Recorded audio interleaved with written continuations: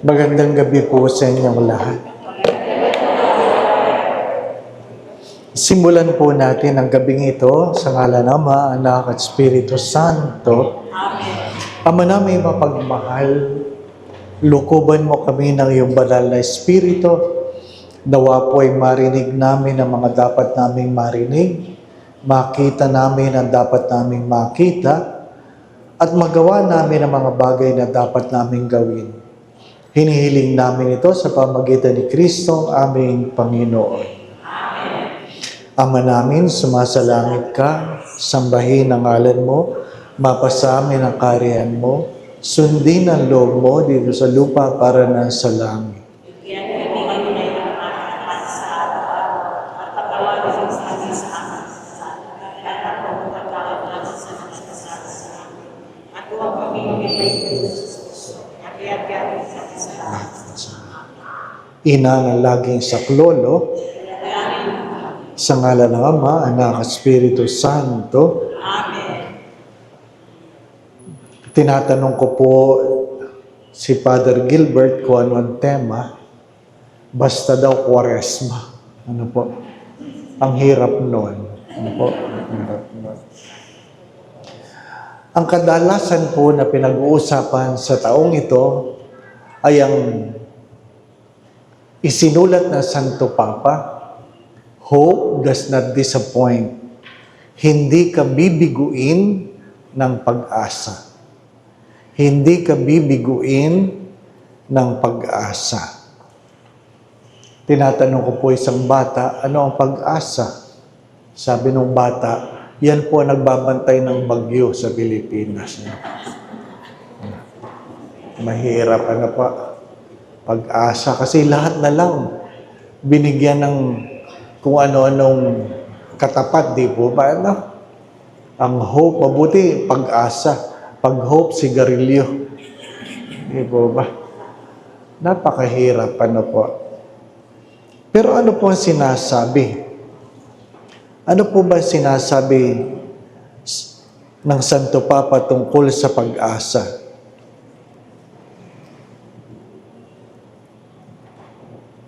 Sabi niya, hope is the virtue that gives inward direction and purpose to our lives. Yan ang nagbibigay ng isang pananaw sa ating buhay. Sapagkat pag nawalan ka ng pag-asa, wala ka ng dahilan para magpatuloy. Di po ba na? Bakit kayo umiinom ng gamot? Kasi umaasa kayo, gagaling kayo, di po ba, no? Bakit ka nag-aaral? Kasi umaasa ka na makapasa. Bakit ka nagtatrabaho? Kasi umaasa ka na pagdating ng araw, sa iyong sinasahod, makakaahon ka sa hirap ng buhay, di po ba, no? Ang dami nating ginagawa dahil meron tayong inaasahan.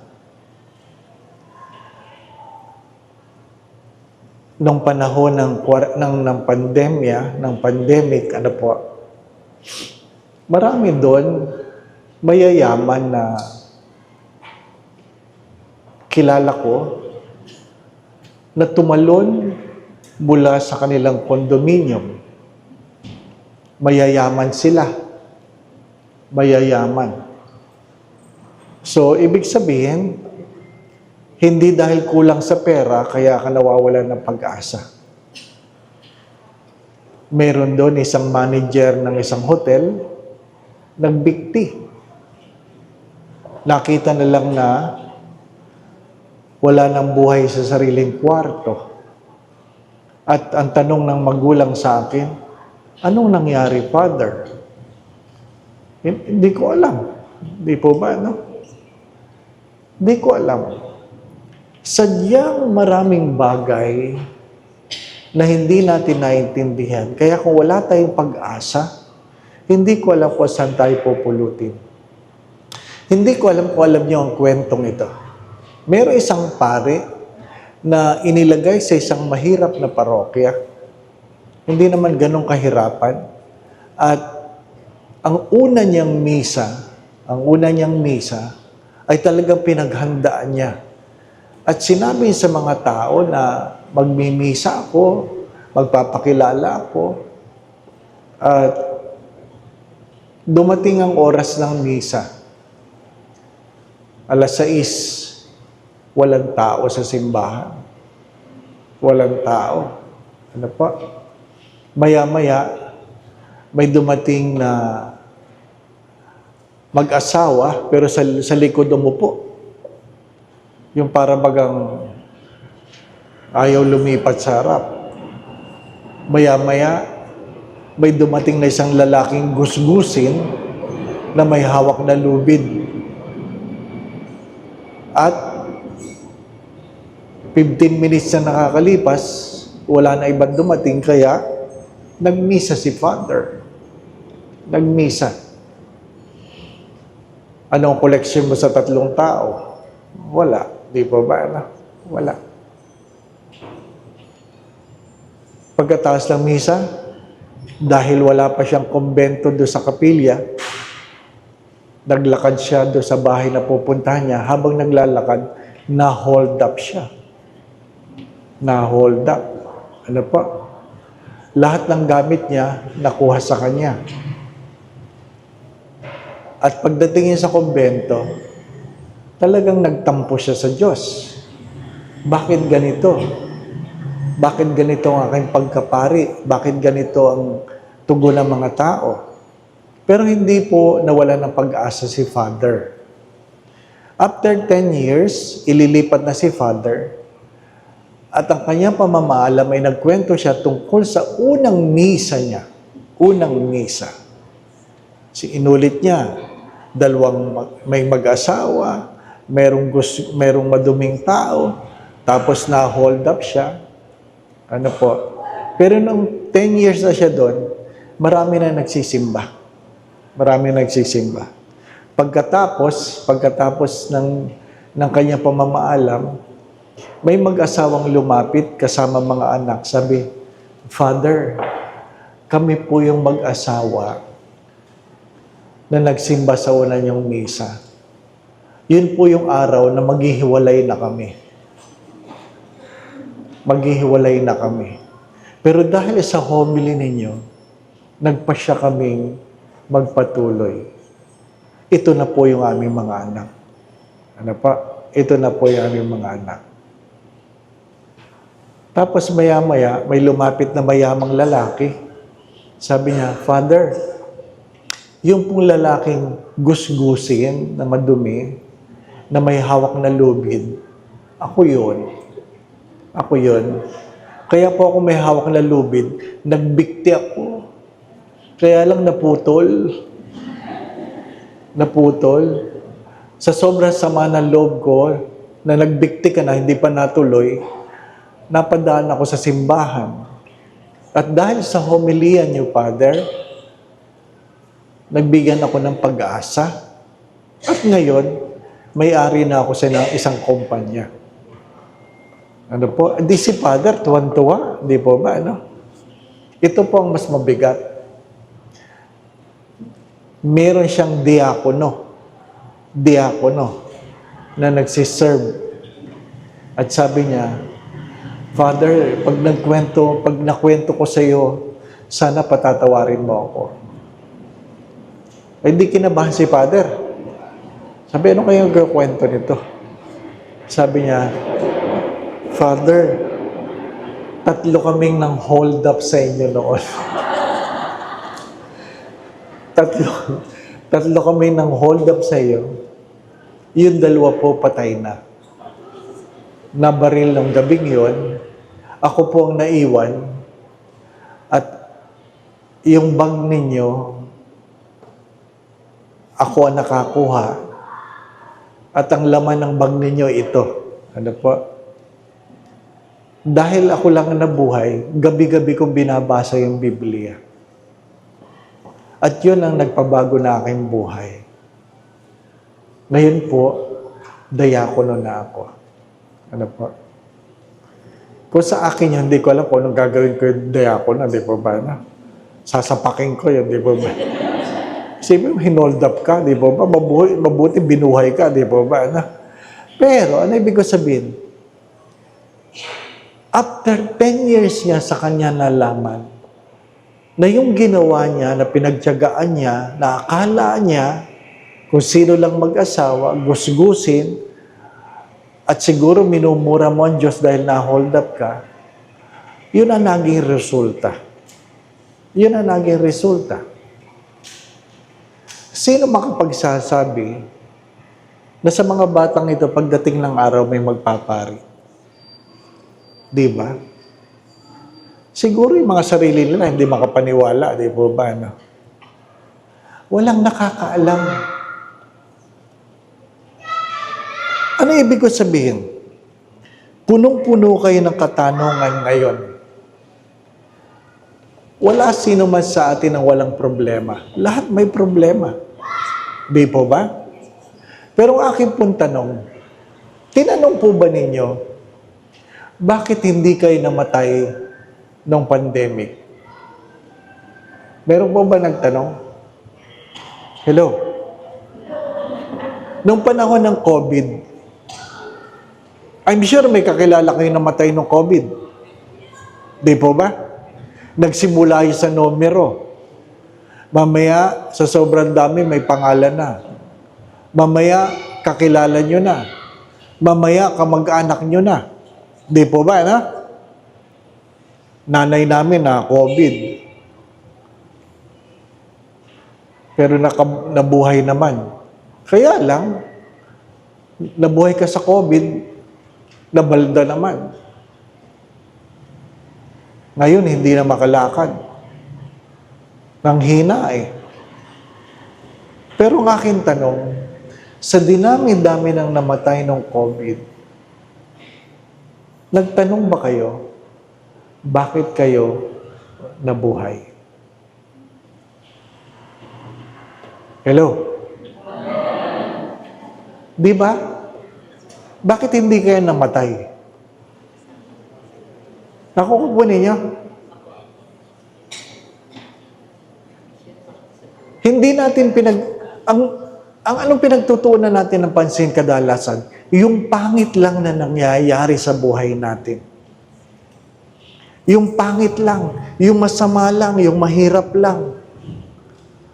Pero pag magandang may nangyayari, hindi tayo nagtatanong. Maganda po itanong yon. Bakit kayo buhay? Huwag niyo sasabihin, mas mabuti kayo kaysa doon sa namatay. Hindi po ba? No? Hindi naman siguro. Mas mabait po ba kayo? Mahalaga po tinatanong natin ang mga bagay na yon. Pag mayroon tayong kinakain, nagrereklamo tayo pag hindi masarap,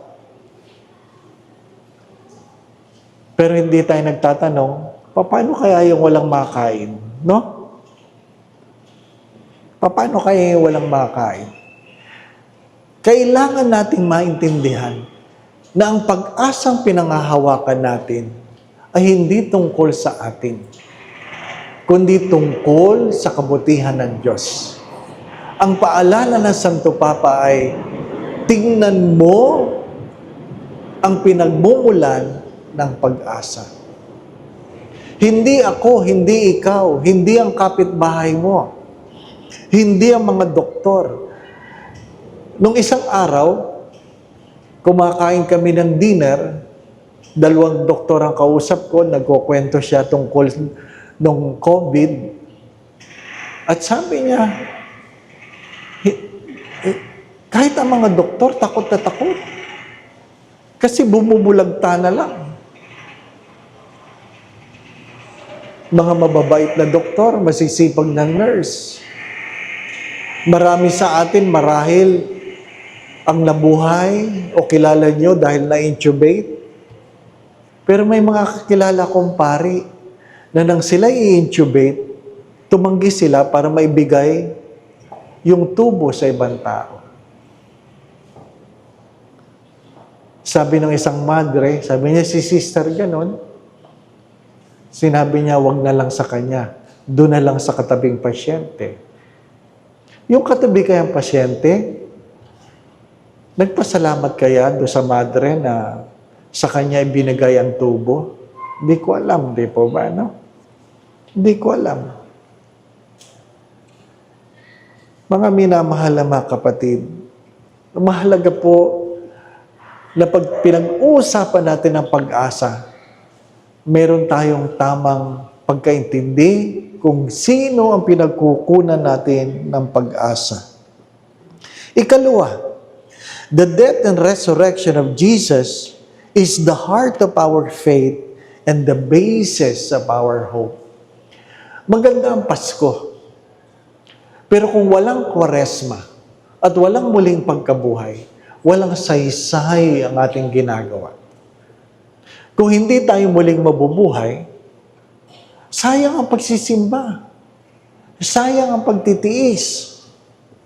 Sayang ang pagsusumikap kung hindi tayo muling mabubuhay. Pero mas masaya ang Pasko, di po ba na? Mas masaya ang Pasko. Doon sa dati kong parokya, yung mga bata, pag Pasko, lalong-lalo na pag simbang gabi, nako, sila yung kunwari nag-aayos ng parking. Hindi naman sila marunong. Pito ng pito. Nagkakabangga-bangga yung sasakyan kasi pito lang naman sila ng pito. Di po ba, no? Pagkatapos ng Pasko, nakita ko yung mga bata nagbibilang ng pera. Nagbibilang ng pera. Sabi ko, kumusta ang Pasko? Alam mo yung sagot sa akin mga bata? Mahina, Father, mahina. So, ang tinitingnan ng tao sa Pasko ay hindi yung pagkapanganakan ng Diyos, kundi magkano kikitain, di po ba, na? Sabi nung isang report, yung badyaw, wala pang tanghali, nagpapapalit na ng barya sa mercury drug. Wala pang tanghali. Yung badyaw, alam niyo yung badyaw? Yung mga nanghihingi sa kalsada. At sabi, magkano po ang palit? Wala pa. Mga alas 9 pa lang, Father, nakaka-1,000 na sila. Ha? 1,000? Sa madalit sabi, bago mag-alas 6 yan ng gabi, makaka-4,000 yan. Talo tayo, di ba ba? Kung ikaw ay minimum, lugi ka. Sa mga badyaw, di po ba, no? Kaya marami nagpapalimos. Marami nagpapalimos. Medyo paawa ka lang. Di ba? Nireklamo ko nga yung isa nagpapalimos sa Buendia. Bakit? Naghahanda kasi ako ng tinapay, hindi ako nag-abot ng pera. Ano pa? Nagpapalimos na ganyan. Binigyan ko na Skyflakes. Skyflakes. Ano po? Binato ko na Skyflakes. Ang sabi, hindi ko kailangan yan. Gusto ko pera. Napahiya ako. Diba? Pero sinumbong ko sa barangay. Diba? Ano palagay ninyo? Ang Pasko ay hanap buhay. Pero, yung malaking yung mga nagtatrabaho, hindi ko alam sa parokya, may Kris Kringle, di ba ba na? Meron ba kayong Kris Kringle dito? Ha? Palitan ng regalo. Di ba? Magkano minimum? 300. Ay, ang mahal! Di ba? Ang mahal! Pero pag nagpalitan na, ano ba naman ang mabibili mo sa 300? Kundi Bimbo, sabon, di ba ba? No? Pero pag nagpalitan na, ang gusto nilang makuha, tuwalya. Di ba? Bimbo ang binili, ang gusto mabuno, tuwalya. Di ba? Tapos kainan. At ito, ang paborito natin, pag Pasko, may kainan. Di ba ba, no? At para makatipid ang parokya, patlak, di ba ba, no? O, magdala ka ng para sa 2 tao, o patlak. O, pagkatapos ng misa, o ilagay lahat sa lamesa yung dala niyang pagkain. O, alam nyo, hindi lahat nagdadala. Di ba, na? Hindi lahat nagdadala. At kung sino yung walang dala, naku, sila yung malapit sa lamesa. Di ba, ano? Oo. Subok na matibay yun. Nakaapat na parokya na ako, ganun pa rin, hindi po? Mayaman, mahirap. Yan yung pag lagay mo na. Naku, yan yung lalapit sa lamesa. Ay, di ba? Wala niya. Di ba? Father, bless the food na, bless the food. Yan yung mga hindi nagdala, bless the food. Amen. Amen. Di ba? Galit sa paper plate. Bakit? Malambot eh. Malambot. Eh pag malambot, hindi mo mapunuan yung pinggan, di ba ba? Kaya pagpapatong-patungin, simula dulo, kukunin, hanggang kabilang dulo. Ilalagay lahat yun sa pinggan nila. Oo. Tapos dali-dali yung kakain. Walang nguya-nguya. At sasabihin, ba't ganitong lasa nito? Natural. Pinaghalo-halo mo eh. Nilagay mo yung sabaw ng leche plan sa minudo, iba talaga ang lasa nun, di ba ba? Di ba, no? Ang takaw eh. Di ba? Habang kumakain ng ganyan, titingnan yung katabi, kung ano nakuha ng katabi. Tapos, may nakuha yung katabi na hindi niya saan mo nakuha yan? Di ba? Akala mo nalamangan, di ba? Doon po, nanay, doon po, sa dulo, bagong dala. Ay. Pagdating, wala na. Siyempre, di po ba, may kumuha ng iba. Sa dinami-dami ng kinain, babalik yun, malungkot. Malungkot. Sabi, bakit, nay? Wala na. Kaya sasabihin yun, pwede makatikim. Ay, di ba? Kain, ganyan. Maglalaro pa sana, pero si nanay hindi na pwede, nakahiyad na ng ganun. Bakit nakahiyad? Hindi ako makahinga. Natural. Hanggang leeg ang kanin, hindi ka makahinga. Pero pag may pumasok na dessert, tatayo uli yung kukuha. Kahit hindi na makahinga, kukuha yan. Isusubo nun. Di ba? Itutulak na lang ng coke. Kanina nakahiyad, ngayon nakaub-ub. Nay, paano kayo? Nahihilo ako. Natural. Nilason mo ang sarili mo eh. Di ba? Di ba? At hindi natatapos doon ang kwento. Yung nakakain na, tatayo pa at maglalabas ng siplak. Di ba, na? Hindi na nagdala yun. Lumamon pa. Gusto pa mag-uwi. Di ba, ano? Merong kukuha. Huwag mo nang bawasan yan. Akin na lang yan. Iuwi ko na. Di ba? Hindi yan ang pag-asang sinasabi ng Santo Papa. Ang tawag dyan, gahaman, di ba ba? No? Pag yan na nakita mo sa simbahan, mawawala ka ng pag-asa, di ba ba? No? Pero bakit? Sa gitna ng ganyan, nakikita natin kahinaan ng simbahan, tumigil ba sa pagmamahal ng Diyos? Hindi. Hindi. Ang tawag natin doon ay biyaya. Ano ang biyaya? Biyaya ay isang regalo sa mga taong hindi naman karapat-dapat.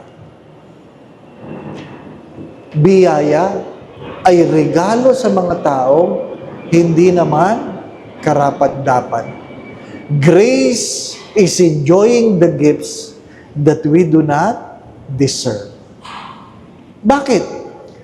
Kasi ang Diyos ay hindi nawawala ng pag-asa. Ano habag? Sana maintindihan natin kung ano ang habag. What is mercy?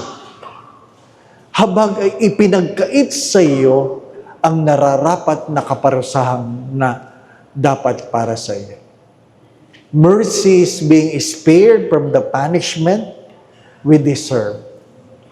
Dalawang bagay na pwede natin panghawakan. Biyaya, habag. Bakit nabuhay tayo, hindi tayo nawala ng COVID? Biyaya, habag. Hindi ba naging mahabagin ng Diyos sa mga nawala? Hindi ko alam. Hindi ko alam. Hindi ba nagbigay ang biyaya ng Diyos sa mga nawala? Hindi ko rin alam. Pero, noong September 17, 2022, na-stroke ako. Totally paralyzed. Nagmisa ako ng alas 7, nagkasal ako ng alas 3, nag-drive ako ng alas 5 dahil may meeting ako sa Mega Mall. Alas 5:15, na-stroke ako. Hindi ako makakita, nakakarinig ako, nakakapagsalita ako, pero wala nang pakiramdam ang aking kamay at aking paa. Ako nagdidikta. Ipatawag mo sa ganun para siya magmaneho ng sasakyan. Makisuyo ka sa gwardiya ng Mercury Drug ng Pandakan. Nandun kami pumarada para ilipat ako sa likod. At habang binubuhat ako, sabi ng gwardiya, "Kapit, Father, kapit." Ay, hindi ko magalaw ang kamay ko Father, hakbang. Wala pong pakiramdam ang paa ko. Dinala ko sa hospital. Paralyzed. Nung tinest ako, normal lahat. Normal ang blood pressure, normal ang blood sugar. Yung iba, normal. Anong problema? 3 months ago, nagpa-blood test ako, kasi quarterly nagpapa-blood test. Normal. Ano sabi ng doktor? Very healthy ka, Father. Very healthy.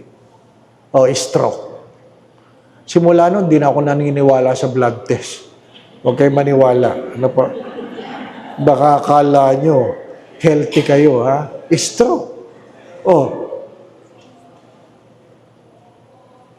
Hindi ko magalaw ang aking mga daliri. Hawak ko ang rosaryo. Hindi ko magalaw na gano'n. Wala Tinatanong ko ang kasama ko, pwede bang masahihin mo ang kamay at paa ko kasi hindi ko alam, hindi ko maramdaman. Ano pa?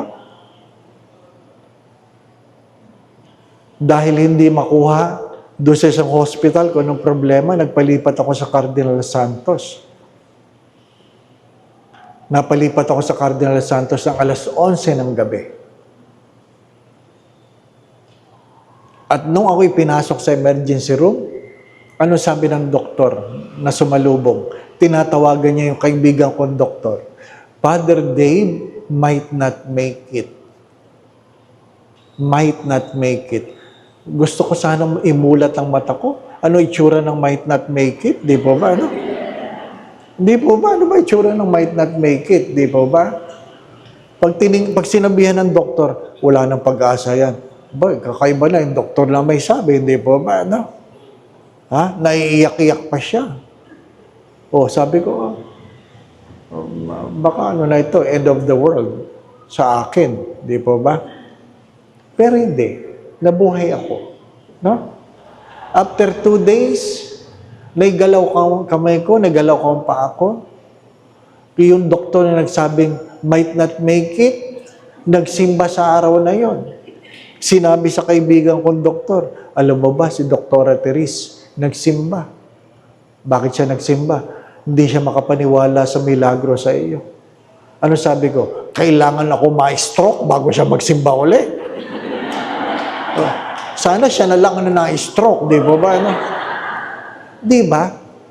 Pagka minsan yung mga pangit sa buhay natin, sila ang dahilan para magkaroon ng pag-asang ibang tao.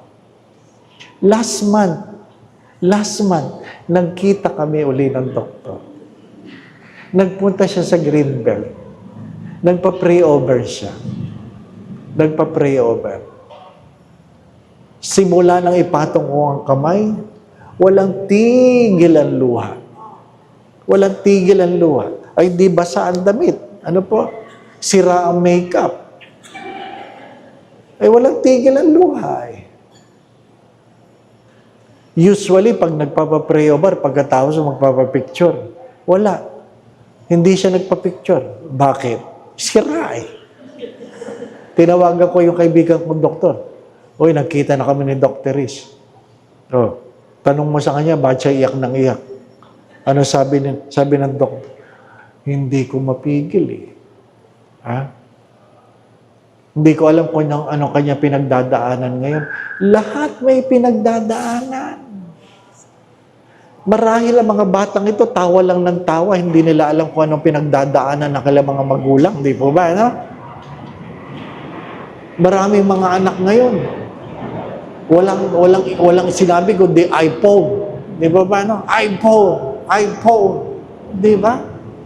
Hindi nila alam kung paano pang-araw-araw na pamumuhay, paano ikinakayod ng mga magulang. Dahil hindi nila alam ang pinagdadaanan ng kanilang mga magulang. Lahat tayo may pinagdadaanan.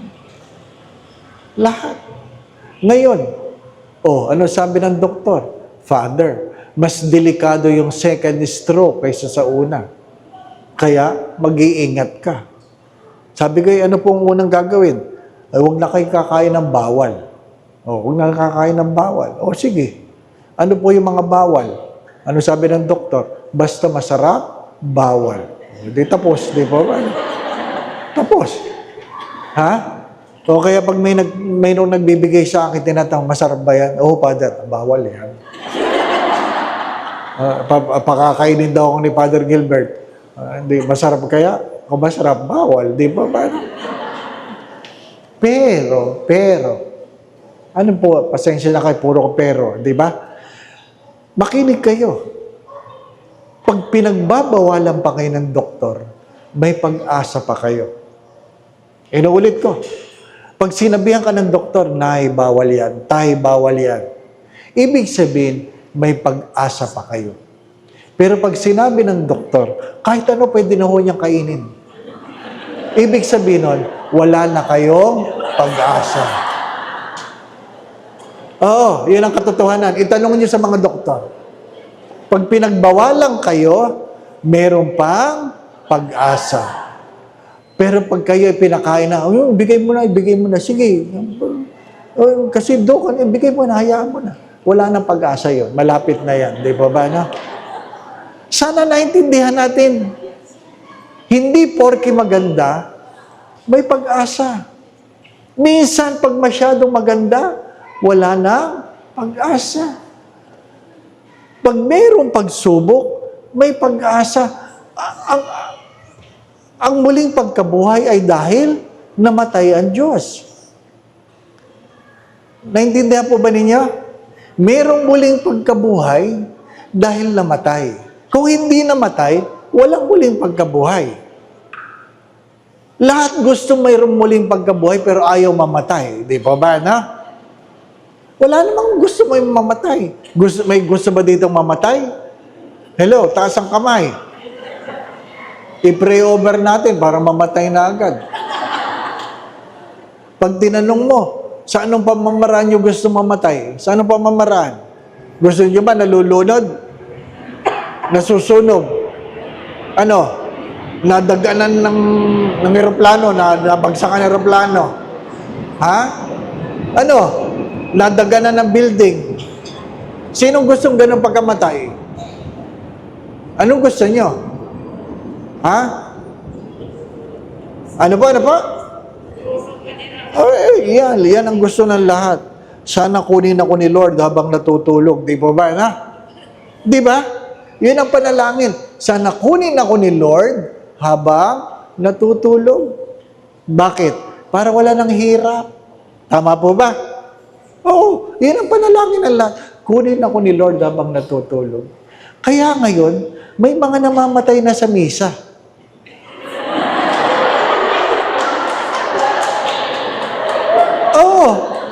Natulog eh. Di ba at least sa misa ka namatay, di ba ba, no? Sister, wala lang. Di ba? Kasi unang pagbasa, unang pagtulog. Ikalawang pagbasa, pangalawang pagtulog. Humilia, mahaba-habang pagtulog. Hindi na nagising. Kasi yun ang kanyang panalangin. Sana kunin ako ni Lord habang natutulog. Oh, dinig ni Lord yan. Dinig. Di ba? Gusto natin masarap ang buhay. Pero meron lang muling pagkabuhay kung merong kamatayan. Kamatayan saan? Dahil sa pagsunod sa kalooban ng Diyos. Lahat naman mamamatay. Lahat mamamatay. Nagmisa ko sa patay. Iyakan. Pagkatapos ng misa, sabi nung namatayan, Father, sana pag may namatay, sabay-sabay na lang. Sabi ko, bakit naman no? Parang wala nang iyak ang ganito. Sabi ko, hindi naman no, tama yan, nanay. Bakit naman, Father? Inimbitahan niyo lang akong magmisa, sasama niyo ako. Di ba? Hindi naman tayo sabay-sabay dumating. Kailangan ba sabay-sabay tayong umalis? Hindi naman makatao yan, di ba ba? Ano? Kung sino nauna, dapat sinang unang umalis, di ba ba? Ano? Oh. Pero kailangan natin tanggapin. Tanggap ba ninyo na darating ang araw, kayo ay mamamatay? Dapat tanggap ninyo. Ha? Pinag-uusapan namin mga pari, kamakailan lamang, bago ka mamatay, magbilin ka. Saan? Kung gusto mo garapon o kahon. Diba? Diba? Ano ibig sabihin ng garapon? Gusto mo cremated, garapon. Kung gusto mo nasa kabaong kahon, di po ba? Ano? Dapat may bilin kayong ganon. Ano sabi ni Bishop Sok? Kaano man ang piliin mo, maghanda ka, mag-ipon ka. Lalong-lalo na kung gusto mo nasa kahon. Anong gusto mo? Anong kulay? Gusto mo ba see-through? May mga kabaong nakita ang tabi, hindi po ba? Ano? Gusto mo full glass o half glass? Sabi ko, half glass. Di ba? Alam nga naman full glass pa, titignan pa nila yung pantalon mo. Saka sabi, di ba? Hindi ka naman si Carlo Carutis. Kita ko nakasapatos, di ba ba? Ano? Hindi na. Ganyan harap na lang, di ba? Ano? Pero kahit kalahati lang, dapat maayos. Bakit? Lahat sisilipin ka ng tao. Kunwari, magdadasal. Di ba? Hindi naman magdadasal. Ano po?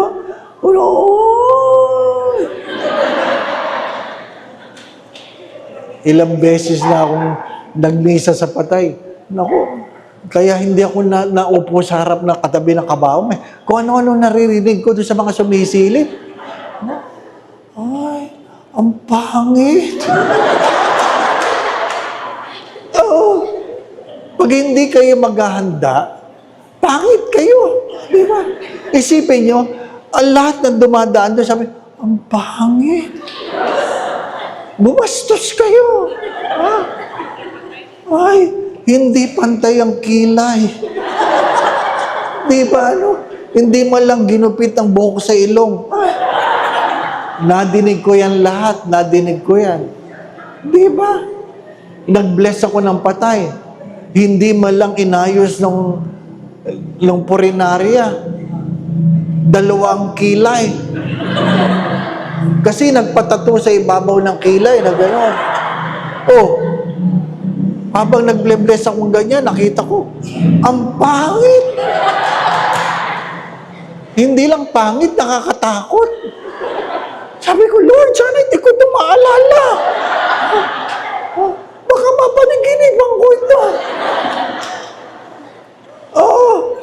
Kaya kung kayo nagpatato kayo ng hindi sa original, ipaahit nyo. Sabi ko sa purinarya, Kuya, ahitin mo naman ang pangit. Sabi, ay, oo nga. Kasi yung mga kamag-anak na naiwan, na kuripot, ay, pababayaan kayo, di ba ba? No? Kaya yung iba, sa garapo na lang. Ano po? Walang lalaitin, di ba ba? Na? Oh, nagmisa ko sa patay. Ang patay, 82 years old. Nilagay naman picture, no, say 60. Kaya pagpasok ko, sabi ko, yan ba namatay? Matanda na yun, bakit bata pa yan? Di ba? Dahil hindi natin tanggap. Hindi natin tanggap. Nung ako ay bata, naniniwala ako na mahaba ang buhay. Hindi totoo. Ang unang buwan ng Pebrero, kapatid ko, 65 pa lang. Nagpunta sa Makati Med, masakit ang tiyan. After 5 hours, patay. Patay. Di ba? Hindi nyo alam. Nakuha po ninyo? Maraming nagplano kagabi kung anong gagawin ngayong araw na ito, di na nagising. At marami kaninang umaga nagplano kung anong gimmick ngayong gabi, hindi na umabot. Bakit? Kailangan nating maintindihan na ang buhay ay biyaya. Ang buhay ay biyaya. Napakadali magreklamo kung mahirap ang buhay. Pero ang tanong ay, nagpapasalamat ba tayo? Nagpapasalamat ba tayo? Di po ba? Mahalaga yun. Pero Father, kailangan ko bang magbago? Bakit yung katabi ni Kristo na magnanakaw? Isa lang ang sinabi, alalahanin mo ako kapag ikaw ay pumasok na sa iyong paraiso. Tama po ba? O, ano nangyari? Nakapasok. Bakit yun? Bakit yun, Father, nakapasok? Ha? Hindi naman nagsisimba yun. Magnanakaw nga yun eh. Tama po ba? O, ay mahalaga yun. Na maintindihan ninyo na nakapako yun. Naintindihan po ninyo?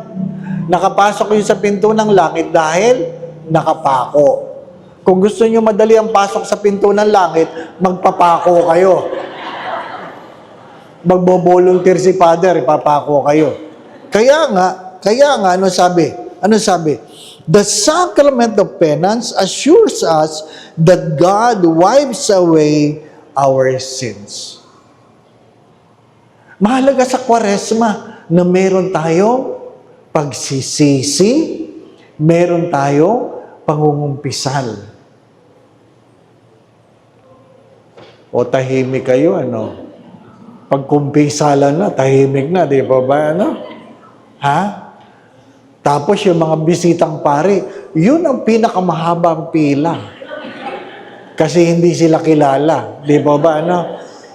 At kung sino yung nasa loob sa confessional room, yun ang mahabang pila. Oo.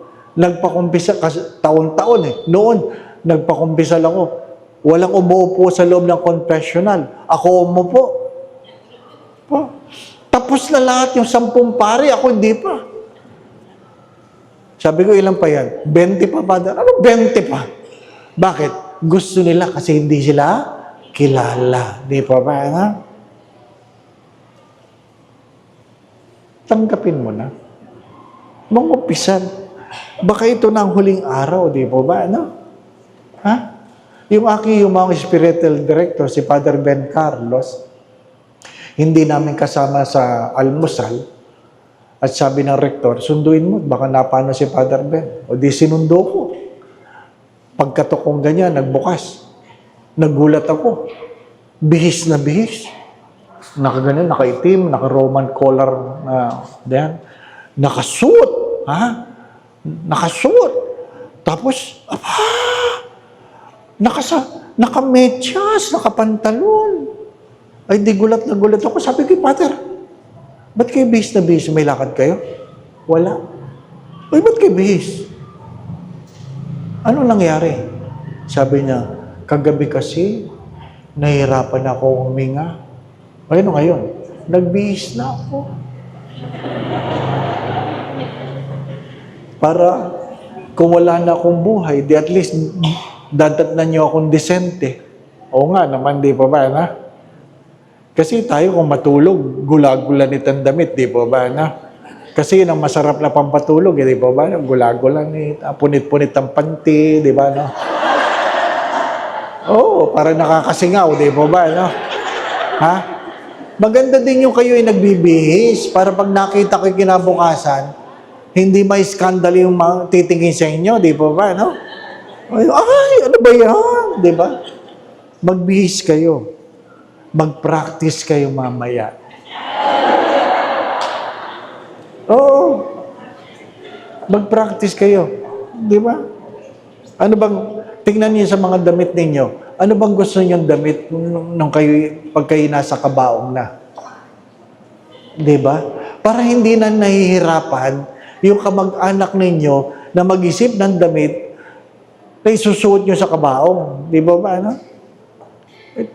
Pinag-usapan pa namin, ano kayong gusto ng kapatid ko? Nakabarong, nakamerkana, di ba? Mag-practice kayo. Oo. Nung ako'y nasa Cardinal Santos, ililipat na ako sa ICU. Pagkatapos ng MRI, lahat-lahat, ililipat na ako sa ICU. 1:30 na madaling araw, sabi ng head nurse, Father, ililipat ka namin sa ICU. Alam ba, sabihin ko hindi. Di ba? Hindi ka nga makakilos eh. Opo. Di ba? Father, tayo po'y magda-diaper. Naku, hirap. Magda-diaper. Alam ka na ba, sabihin ko hindi. Di ba, no? Magda-diaper po tayo. Alam nyo, 2 weeks ago ba? 3 weeks ago. May dinalaw ako sa emergency room ng Cardinal Santos. Doon ko nakita, ito pala ang tsura ng emergency room. Di po ba, ano? At kung nandun ako, nakahiga akong gano'n at sinabing, magda-diaper, di siyempre, huhubarang ka, di po ba, ano? Father, tatanggalin ko na po ang pantalon. Ay, tatanggalin na.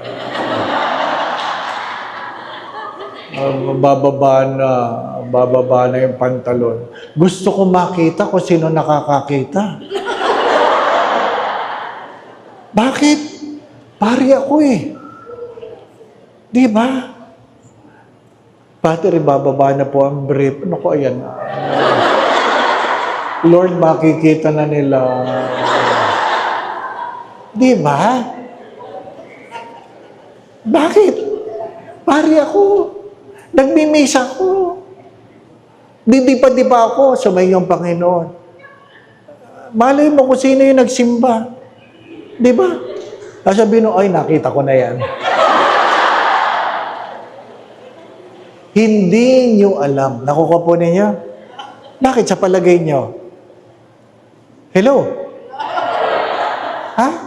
Mayaman, mahirap, dalaga, binata, may asawa, wala. Pag ikaw ay nasa hospital, makakapagsabi ka ba? Wag po. Ano ka?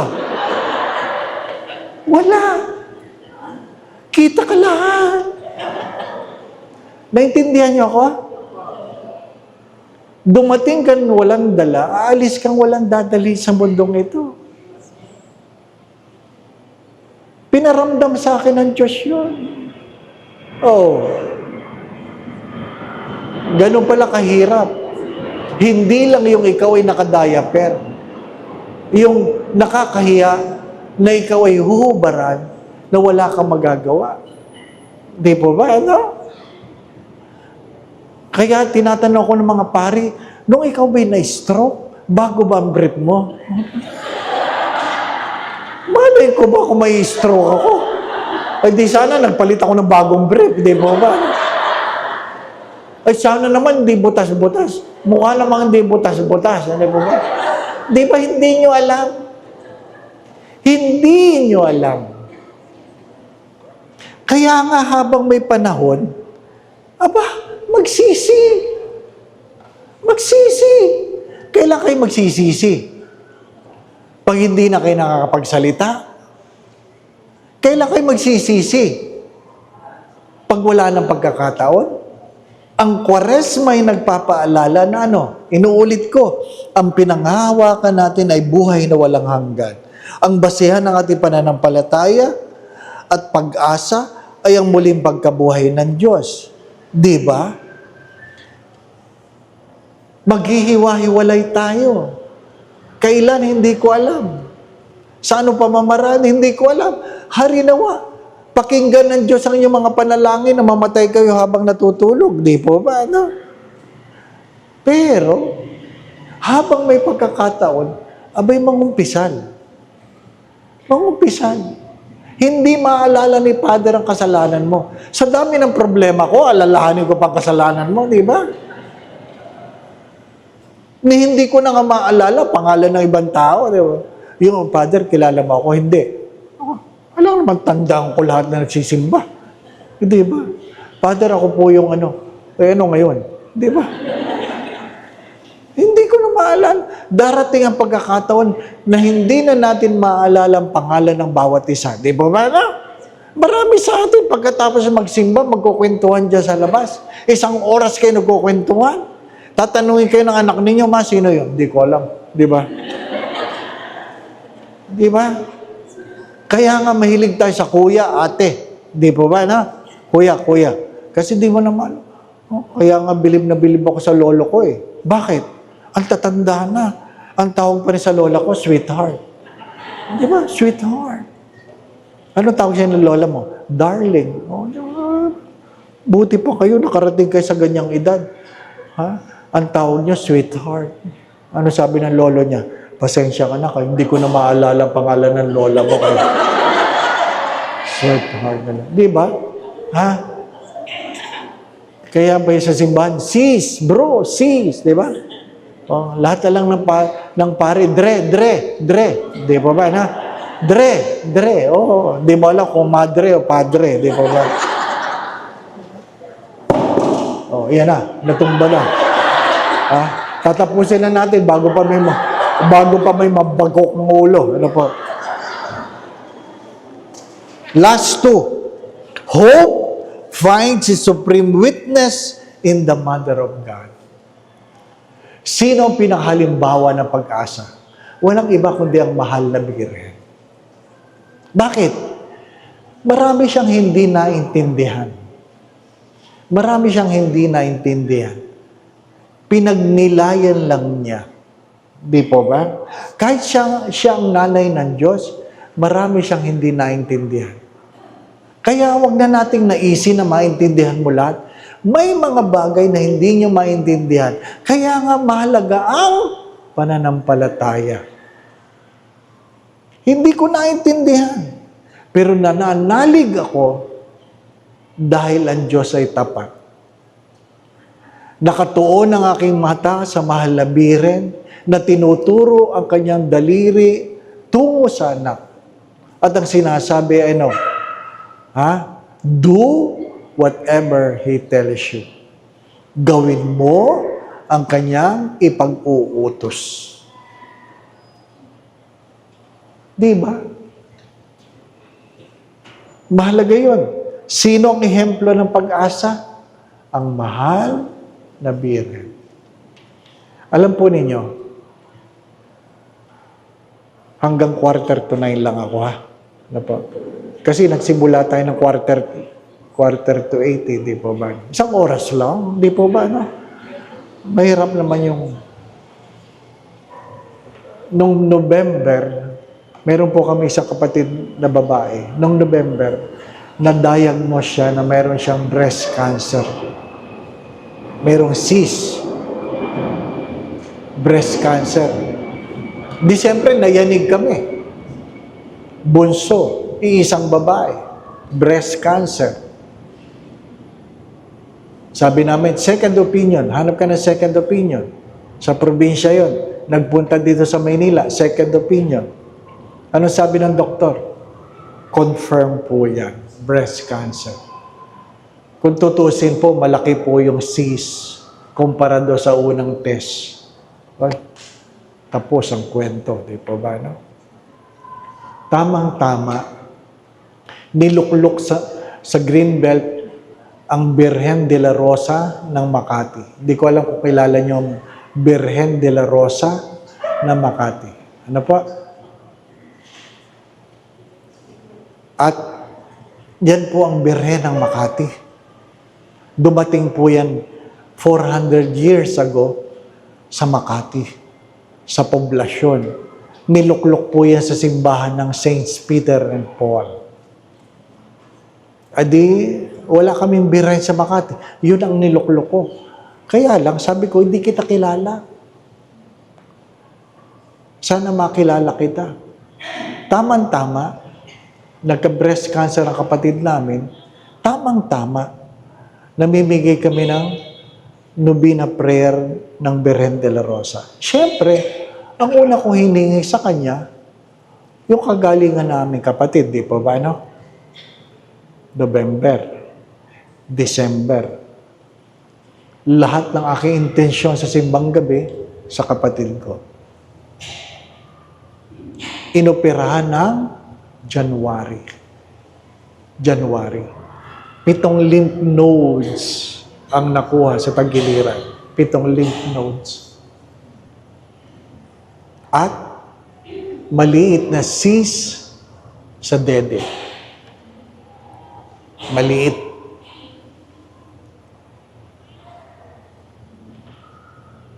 Tahimik kami kasi nag-aantay kami kung result.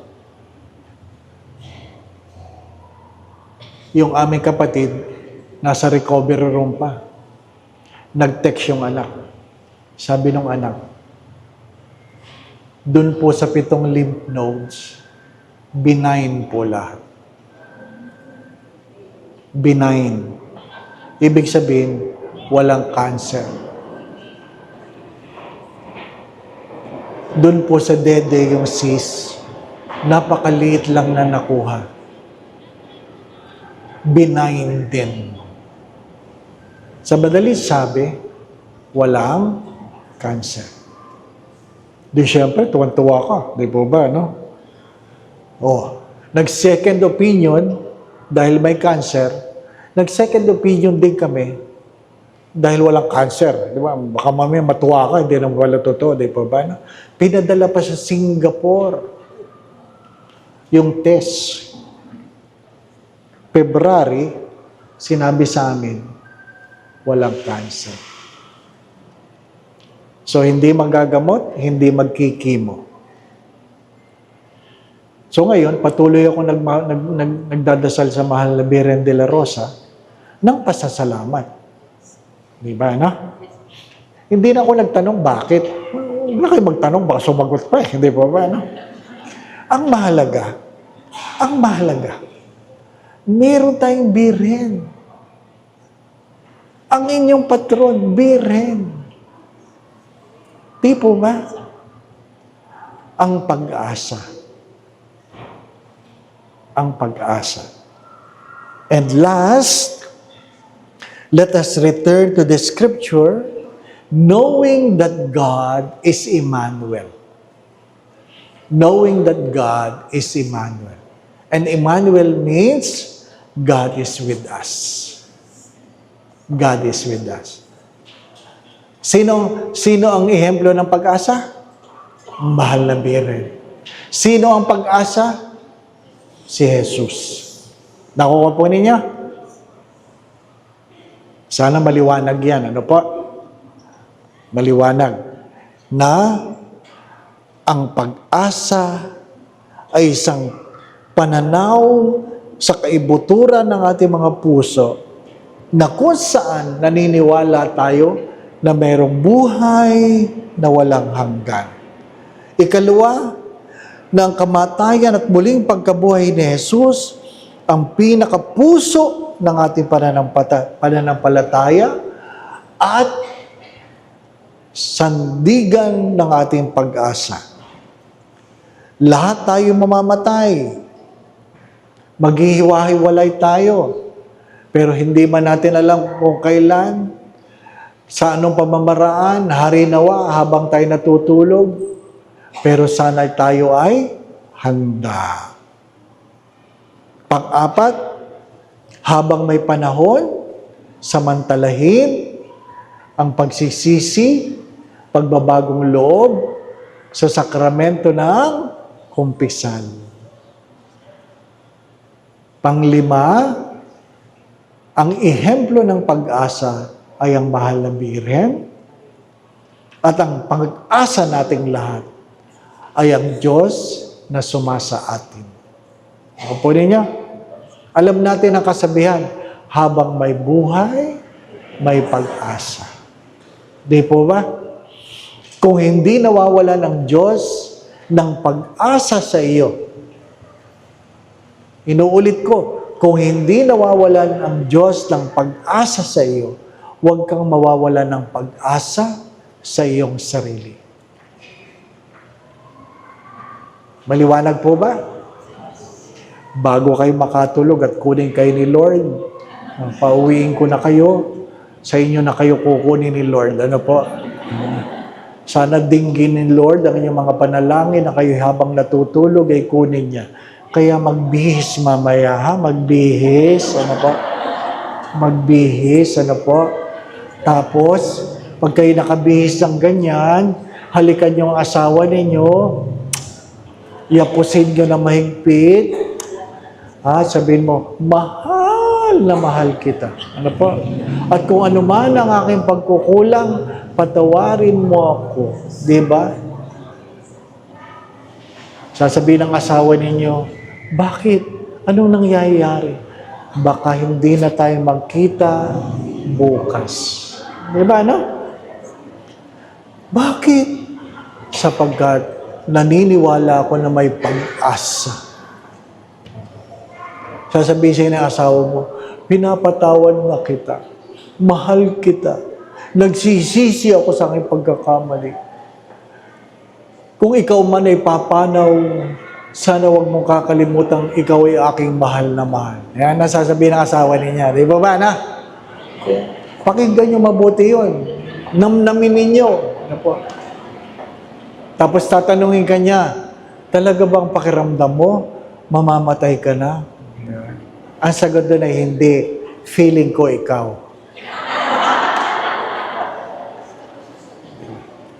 Sa ngalan ng Ama, ng Espiritu Santo, sumainyo ang Panginoon. Ama namin ang pagmamahal, dinudulog ko po itong iyong mga anak. Kilala mo po ang bawat isa sa kanila. Alam mo ang kailang mga pagkatao. Nasaksihan mo ang kailang mga pagtawa at pagluha, kahinaan at kalakasan, kabiguan at tagumpay. Batid mo rin, Panginoon, ang kailang mga pangarap, hindi lang para sa kailang mga sarili, kundi para sa kailang mga mahalas sa buhay. Idinudulog ko po ang bawat isa, Panginoon. Nawa po'y patuloy mo silang ingatan. Ilayo mo sila sa lahat ng uri ng kapahamakan. Patuloy mo silang pagkalaban ng kalakasan, kalusugan. Kung meron man sa kanilang may karamdaman, nawa po'y pagkalaban mo ng kagalingan. Gabayan mo sila sa kanilang mga iniisip at ginagawa. Kung meron man sila mga pinagdadaan ng suliranin o problema, tuwangan mo sila, Panginoon. Alisin mo ang kailang mga pagkatakot at pangamba. Dagdagan mo po ang kailang mga pag-aasa sa buhay. Idinudulog ko po mga batang ito, Panginoon. Nawa po ay pagkalaban mo sila ng magandang kinabukasan. Nawa po ang kailang mga magulang ay pagkalaban mo ng kanilang pangangailangan upang sila'y matustusan sa kanilang pag-aaral at may taguyod ang bawat isa para magkaroon ng magandang kinabukasan. Kilala mo, Panginoon, ang bawat isa. Alam mo po ang kailang mga pinagdadaanan sa buhay. Panginoon, kayo na po magkaloob kung ano man makabubuti, makababanal para sa kanila. Kung ano man ang sugat ng kahapon, dala ng pagkakamali o pagkukulang ng sino man, naway mayroong pong paghilom, may pagpapatawad, may pagtalikod sa pagkakamali, mayroong panibagong pagmamahal. Nawa po ang bawat tahanan ay dagdagan mo ang tawanan. Ang bawat tahanan ay dagdagan mo ang kasaganahan. Panginoon, sa tulong at panalangin mga banal, lalong-lalo po ng mahal na Biren, gaya din ni San Jose, tapat niyang esposo, nawa po ipagpalain mo ang bawat isa sa ngalan ng Ama at ng Anak at ng Espiritu Santo. Amen. Magandang gabi po sa inyong lahat.